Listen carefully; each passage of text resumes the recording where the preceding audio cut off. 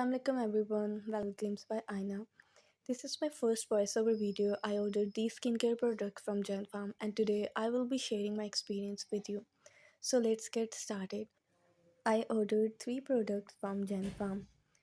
First Maxdif Face Wash and the Dermive Sensitive Skin Moisturizer, and the last one is Skin Brightening Cream.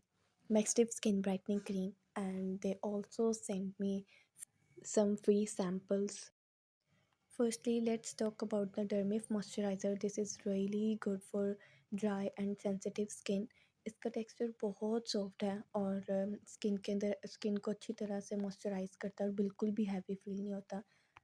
The next is Maxdif Face Wash. This face wash is great for dull or uneven skin tone and especially best for the oily skin type. ये face को बहुत अच्छे से जो है वो gently clean करता है और जो भी डर्ट होती है उसको रिमूव करता है स्किन से. Now coming to the Maxtif night cream. Firstly जब भी आप इसको यूज़ करें तो शेक ज़रूर करें, बट ऑनेस्टली मुझे ये सूट नहीं की.